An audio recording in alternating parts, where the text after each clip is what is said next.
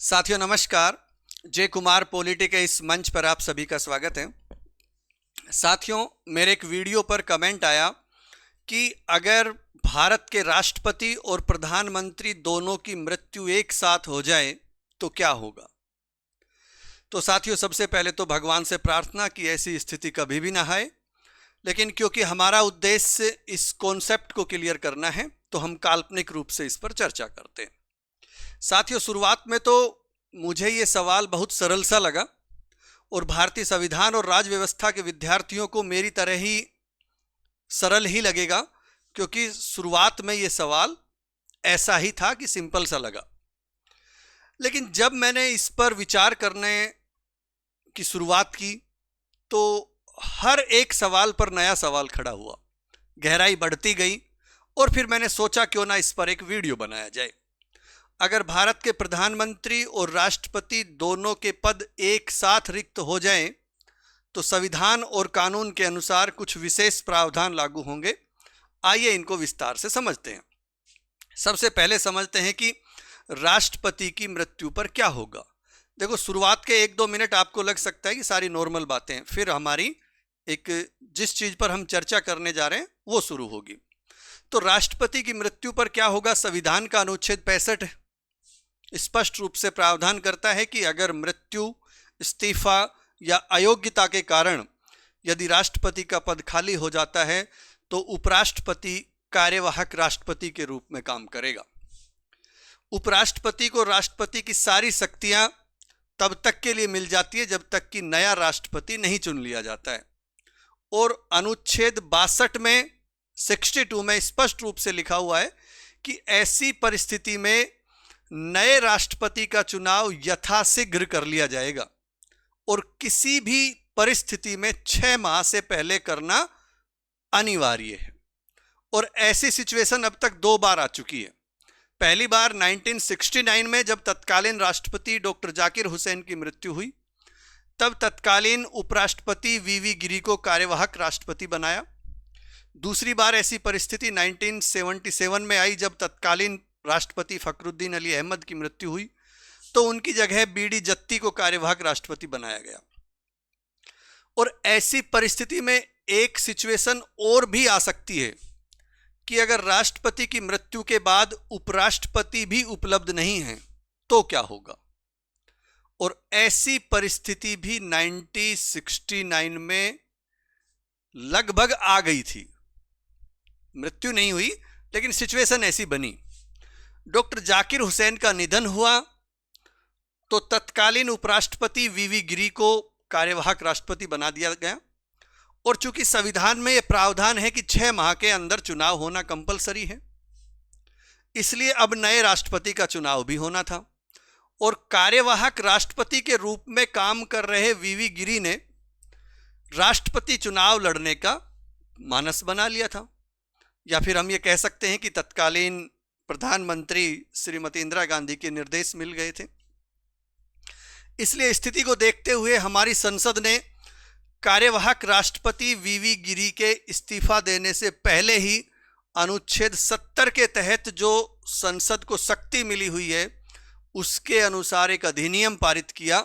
और उस अधिनियम में यह प्रावधान कर दिया कि राष्ट्रपति और उपराष्ट्रपति दोनों के पद रिक्त हैं तो उनकी जगह भारत के मुख्य न्यायाधीश काम करेंगे, यानी कि चीफ जस्टिस ऑफ इंडिया काम करेंगे। और अगर चीफ जस्टिस ऑफ इंडिया भी नहीं है, अपने पद पर नहीं है, तो फिर सर्वोच्च न्यायालय का जो वरिष्ठतम न्यायाधीश है वो भारत के कार्यवाहक राष्ट्रपति के रूप में काम करेंगे।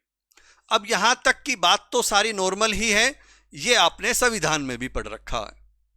लेकिन बात यह है, क्या आपने सोचा अगर उस समय राष्ट्रपति जाकिर हुसैन के साथ साथ तत्कालीन उपराष्ट्रपति वीवी गिरी का भी निधन हो जाता तो क्या होता।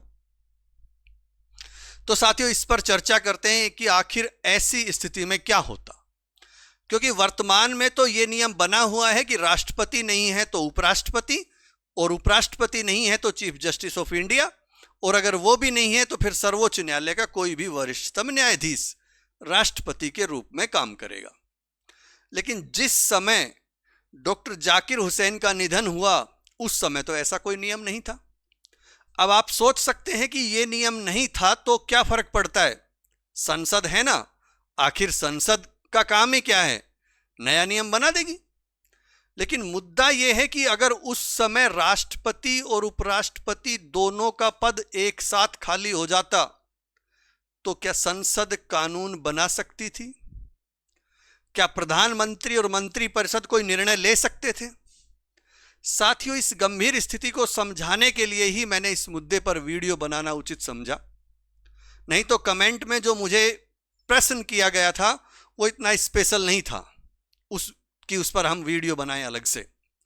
तो इस पूरी सिचुएशन को समझने से पहले आप संसदीय व्यवस्था का ये नियम जान लो कि संसदीय शासन व्यवस्था में देश का सर्वोच्च पद राष्ट्रपति का होता है और वास्तविक शक्तियां प्रधानमंत्री में होती है। यानी कि राज्य का प्रमुख राष्ट्रपति होता है और शासन का प्रमुख प्रधानमंत्री होता है। राष्ट्रपति राज्य और कार्यपालिका का प्रमुख होने के साथ साथ संसद का भी अंग होता है। संसद के अंग होने का मतलब यह है कि जब तक राष्ट्रपति के हस्ताक्षर नहीं हो जाते तब तक संसद का कोई भी विधेयक अधिनियम नहीं बन सकता। और अगर ऐसी दुर्घटना हो जाती है कि दोनों पद एक साथ खाली हो जाते हैं तो यह कानून कैसे बनता कि राष्ट्रपति और उपराष्ट्रपति दोनों के पद रिक्त होने पर भारत के मुख्य न्यायाधीश काम करेंगे? एक बार फिर समझिए, जिस समय डॉक्टर जाकिर हुसैन का निधन हुआ, अगर उसी समय उपराष्ट्रपति का भी निधन हो जाता तो यह कानून कैसे बनता कि राष्ट्रपति और उपराष्ट्रपति दोनों अपने पद पर नहीं है तो उनकी जगह चीफ जस्टिस ऑफ इंडिया काम करेंगे। ये तो उस समय उपराष्ट्रपति उपस्थित थे तो उन्होंने कार्यवाहक राष्ट्रपति का काम संभाला, तब वो कानून बन गया। मेरा कहने का साफ मतलब यह है कि कानून बनाने के लिए राष्ट्रपति के पद का होना बहुत ही जरूरी है। वो तो चलो उस समय पहले ही पता था कि तत्कालीन राष्ट्रपति के रूप में काम करने वाले जो उपराष्ट्रपति है वो इस्तीफा देंगे, तो उन्होंने कानून पहले बना दिया कि अगर दोनों नहीं है तो फिर सीजेआई काम करेंगे, वो भी नहीं है तो सीनियर मोस्ट न्यायाधीश काम करेंगे। अब आपको ये समझाना चाह रहा हूं कि अगर दोनों का आकस्मिक निधन होता तो बिना राष्ट्रपति के संसद कोई भी कानून कैसे बनाती? बिना राष्ट्रपति के संविधान में कोई संशोधन कैसे होता? बिना राष्ट्रपति के मंत्री परिषद कोई निर्णय कैसे लेती? संसद कोई कानून कैसे बनाती?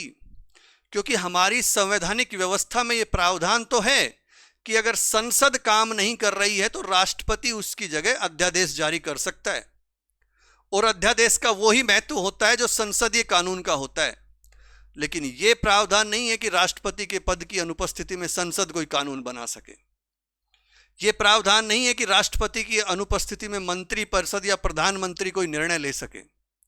वास्तविकता तो यह है कि राष्ट्रपति का पद कभी खाली हो ही नहीं सकता। अगर हो जाए तो देश की शासन व्यवस्था में शून्यता आ जाएगी, बहुत बड़ा संवैधानिक संकट खड़ा हो जाएगा, और उस संवैधानिक संकट को टालने के लिए संविधान के नियमों का उल्लंघन करके कुछ करना पड़ेगा।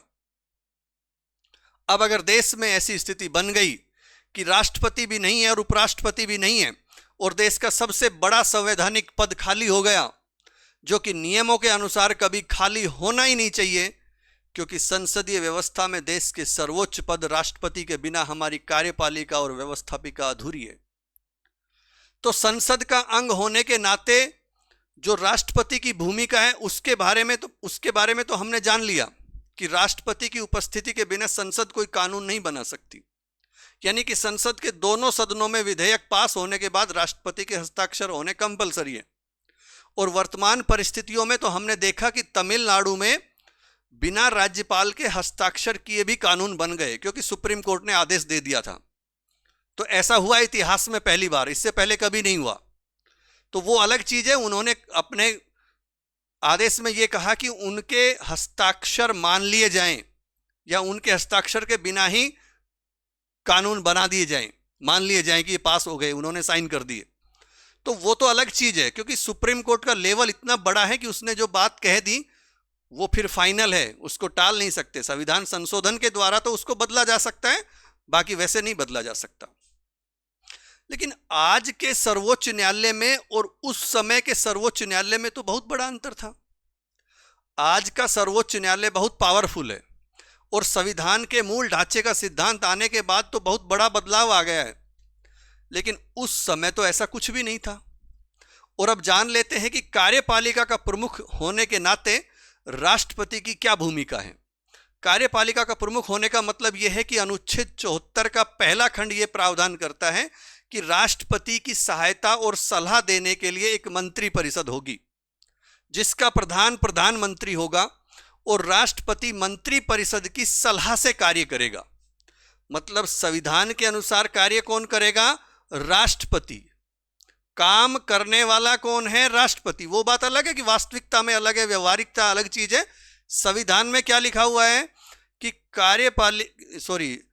कि राष्ट्रपति की सहायता और सलाह देने के लिए एक मंत्री परिषद होगी, जिसका प्रधान प्रधानमंत्री होगा और राष्ट्रपति मंत्री परिषद की सलाह से कार्य करेगा। यानी काम करेगा कौन? राष्ट्रपति, सलाह लेगा उनकी। वास्तविकता में हमें सब कुछ पता है कि व्यवहार में सारी शक्ति मंत्री परिषद में और प्रधानमंत्री में होती है, लेकिन नियम अनुसार राष्ट्रपति की सलाह से काम करेंगे, राष्ट्रपति उनकी सलाह से काम करेंगे। तो ये बात सही है कि प्रधानमंत्री या मंत्री परिषद जो सलाह देंगे या जो निर्णय लेंगे, राष्ट्रपति को उसी के अनुसार काम करना होता है। संविधान में लिखा हुआ है। हालांकि 44वें संविधान संशोधन अधिनियम 1978 में थोड़ा बदलाव भी किया कि राष्ट्रपति मंत्री परिषद की सलाह को पुनर्विचार के लिए लौटा सकते हैं, लेकिन पुनर्विचार के बाद दी गई सलाह राष्ट्रपति को माननी पड़ेगी। देखो साथियों, ये दो बातें आती है, ये ध्यान रखना। पढ़ने वाले जो तैयारी करने वाले स्टूडेंट हैं वो ये भी ध्यान रहे कि एक अनुच्छेद 74 में ये प्रावधान है कि कोई भी कोई भी निर्णय लिया जाता है मंत्री परिषद के द्वारा तो उसकी सूचना राष्ट्रपति के पास होनी चाहिए। राष्ट्रपति के पास वो सूचना जाएगी, उसके बाद ही कोई काम होगा। नियम अनुसार ये है प्रावधान। यानी वास्तव में नियम अनुसार काम कौन कर रहा है? राष्ट्रपति कर रहे हैं। व्यवहारिकता की बात अलग है। और एक अनुच्छेद 111 है जिसमें कोई भी विधेयक पास होकर दोनों सदनों से राष्ट्रपति के पास जाता है तो वो उसको पुनर्विचार के लिए लौटा सकते हैं, या जो भी प्रावधान है। तो दोनों में ये प्रावधान है, 111 में भी और 74 में भी। 111 संसद के लिए है और 74 है वो मंत्री परिषद के लिए है। यहाँ पर दोनों बात अलग अलग है, याद रखना। ज़्यादातर हम एक बात बस ये सोच लेते हैं कि वो राष्ट्रपति उनके विधेयक को पुनर्विचार के लिए लौटा सकते हैं। तो वो दोनों बातें अलग अलग जगह लिखी है। मंत्री परिषद के लिए 74 है और संसद के लिए या दोनों सदनों के लिए 111 है। तो इसका सीधा सा अर्थ ये हुआ कि सारी शक्तियां प्रधानमंत्री में है, मंत्री परिषद में है, लोकसभा और राज्यसभा में है, लेकिन राष्ट्रपति की उपस्थिति अनिवार्य है, कंपलसरी है, उसके बिना कुछ भी नहीं हो सकता। कुल मिलाकर इन सारी बातों से ये क्लियर हो रहा है कि सारे निर्णय प्रधानमंत्री लेगा, सारी शक्तियां प्रधानमंत्री में और उसकी मंत्री परिषद में हैं, लेकिन साथ में यह भी स्पष्ट हो रहा है कि राष्ट्रपति के पद के बिना प्रधानमंत्री और संसद पत्ता भी नहीं हिला सकते। तो यह बात तो यहां क्लियर हो गई। अब बात है कि प्रधानमंत्री की मृत्यु होने पर क्या होगा। संविधान में प्रधानमंत्री की मृत्यु या इस्तीफे से को लेकर कोई भी विशेष प्रावधान नहीं है, लेकिन लोकतांत्रिक परंपराओं के अनुसार प्रधानमंत्री के निधन के बाद कैबिनेट तुरंत एक नए नेता का चुनाव करेगी, या उनकी जो पार्टी है, जो उनका संगठन है, सत्ताधारी दल है, वो निर्णय ले लेते हैं इस मामले में। यदि कोई नया प्रधानमंत्री तुरंत नहीं चुना जाता है तो राष्ट्रपति फिर कार्यवाहक राष्ट्रपति बना देते हैं, किसी भी सबसे वरिष्ठ मंत्री को अंतरिम प्रधानमंत्री नियुक्त कर देते हैं, टेम्परेरी। और अगर जो राजनीतिक दल है वो निर्णय लेके तुरंत नए प्रधानमंत्री का निर्णय ले लेते हैं तो फिर वो बन ही जाते हैं। अब बात है कि दोनों की मृत्यु एक साथ हो जाए तो क्या होगा। तो देखो, उपराष्ट्रपति तुरंत कार्यवाहक राष्ट्रपति बन जाएंगे। कार्यवाहक राष्ट्रपति सबसे वरिष्ठ मंत्री को अंतरिम प्रधानमंत्री नियुक्त कर देंगे। उसके बाद सत्ताधारी दल है वो या गठबंधन है वो एक नया प्रधानमंत्री चुनेगा। अगर उपराष्ट्रपति भी नहीं है तो मुख्य न्यायाधीश कार्यवाहक राष्ट्रपति बन जाएंगे। वो भी नहीं है तो उच्चतम न्यायालय के कोई भी न्यायाधीश, जो भी सीनियर न्यायाधीश होगा वो। अब जो 1969 में एक हम बता रहे हैं कि दोनों के पद खाली हो जाते तो एक शून्यता आ जाती, या फिर ये कहें कि एक संवैधानिक संकट आता। तो क्या इससे देश में कोई संवैधानिक संकट आ सकता है? नहीं, क्योंकि संविधान में अब वर्तमान में स्पष्ट व्यवस्था दी गई, सरकार कभी भी या ये राष्ट्रपति के पद कभी भी खाली नहीं रहेंगे। अब तो भाई लगभग 34 तो अपने पास न्यायाधीश हो गए, 33 + 1, एक उपराष्ट्रपति हो गया और एक राष्ट्रपति हो गया, तो 36 लोगों की सूची बन गई। इनमें से जो सीनियर है, पहले राष्ट्रपति नहीं है तो उपराष्ट्रपति, वो नहीं है तो फिर मुख्य न्यायाधीश, वो नहीं है तो फिर उन 33 लोगों की सूची में जो सीनियर है वो। अब ये 36 के 36 पद एक साथ खाली हो तब तो संवैधानिक संकट की स्थिति बनती है। लेकिन ऐसा ना तो भगवान करेगा ऐसा कभी हो, ना ही होने वाला है, ना ही ऐसे में इस कोई चिंता की कोई बात है। तो ऐसा नहीं होगा, कोई भी संवैधानिक संकट नहीं आएगा। उस समय स्थिति ऐसी बनती थी क्योंकि पहले कोई कानून नहीं बना हुआ था, केवल 2 लोगों के लिए कानून था, राष्ट्रपति की अनुपस्थिति में उपराष्ट्रपति काम करेंगे। तो इतिहास में क्या ऐसा पहले कभी हुआ है? ऐसा कभी नहीं हुआ। भारत में ऐसी कोई स्थिति नहीं आई। हालांकि 3 प्रधानमंत्री, जवाहरलाल नेहरू, लाल बहादुर शास्त्री, इंदिरा गांधी पद पर रहते हुए इनकी मृत्यु हुई। लेकिन जैसी भी स्थिति बनी उस समय कार्यवाहक प्रधानमंत्री या फिर एक परमानेंट प्रधानमंत्री चुना गया। जैसे कि लाल बहादुर शास्त्री, जवाहरलाल नेहरू के समय गुलजारी लाल नंदा को प्रधानमंत्री बनाया गया कार्यवाहक, और जब इंदिरा गांधी की मृत्यु हुई तो तुरंत ही राजीव गांधी को प्रधानमंत्री बना दिया था, परमानेंट ही बना दिया था। फिर बाद में चुनाव हुए, चुनाव में फिर वो ऐतिहासिक जीत लेकर आए और फिर वो बन ही गए थे। राष्ट्रपति के मामले में अमेरिका में भी जॉन एफ कैनेडी की हत्या हुई थी, लेकिन वहाँ पर तो नियम ही अलग है, क्योंकि अगर राष्ट्रपति का पद खाली होता है तो बचे हुए कार्यकाल के लिए वहाँ उपराष्ट्रपति ही काम करते हैं। वहाँ ऐसा कोई नियम नहीं है कि चुनाव होगा, ये होगा, वो एक अलग चीज़ है। तो ये हमारा एक कॉन्सेप्ट था, इसको आप समझ सकते हो अच्छे से। और सिविल सर्विस की तैयारी करने वाले बच्चे, या एक कॉन्सेप्ट की बात है, वो हमें आज यहाँ जानने को मिली, हमने चर्चा की उस पर।